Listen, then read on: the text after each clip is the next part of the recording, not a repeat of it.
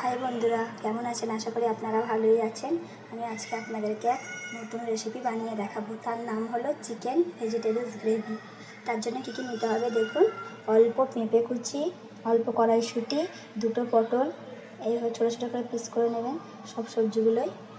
Capsicum একটা ছোট, একটা গাজর, অল্প ফুলকপি, একটা বড় সাইজের আলু আর 4 পিস চিকেনটাকে লবণ আর জল দিয়ে সিদ্ধ করে নিয়েছিলাম। তারপর হাতে করে এইভাবে ছোটো ছোটো করে টুকরো করে কেটে নিয়েছি। আর পোস্ত লাগবে, অল্প পোস্ত, 3টে কাজু বাদাম আর অল্প মগজদানা 1 ঘন্টা ভিজিয়ে রেখেছিলাম, এটা বেটে নেব। আর 2টো বড় সাইজের পেঁয়াজ বাটা। গ্যাসে কড়াই বসিয়ে দিয়েছি। এতে 6 চামচ মতো আমি রিফাইন্ড তেল নিয়েছি।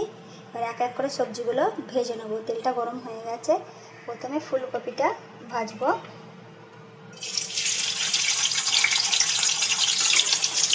সব সবজিগুলোই হালকা হালকা করে ভেজে নিতে হবে।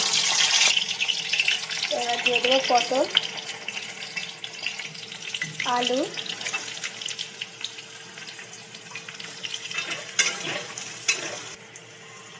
কড়াইশুঁটি, গাজর, ক্যাপসিকাম আর পেঁপে। সব কিছু ভাজা হয়ে গেছে। এই জন্যই ভেজে নিচ্ছি, কারণ ডাইরেক্ট রান্না করলে কি হয়, একটা সবজির কাঁচা গন্ধ বেরোয়। এইভাবে ভেজে নিলে রান্নাটা কিন্তু খেতে খুব সুন্দর লাগে, গন্ধটাও আর বেরোয় না। এবার সব তুলে নেব। এই তেলেই দিয়ে দেবো 2টো শুকনো লঙ্কা এভাবে ছিঁড়ে, আর অল্প কালো জিরে আর অল্প সাদা তিল। তিলটা দিলেও হবে, না দিলেও হবে। যদি বাড়িতে থাকে না থাকে তো দিতে হবে না। এবার দিয়ে দেবো পেঁয়াজ বাটাটা। ভালো করে কষিয়ে নিতে হবে।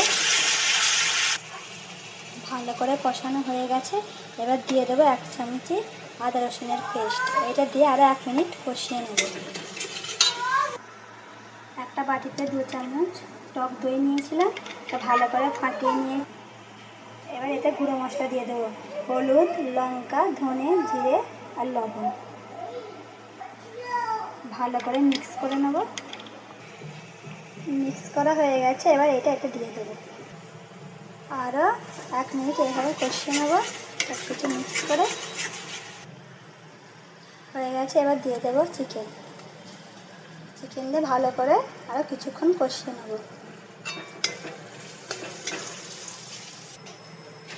হয়ে গেছে। এবার সবজিগুলো ঢেলে দেবো,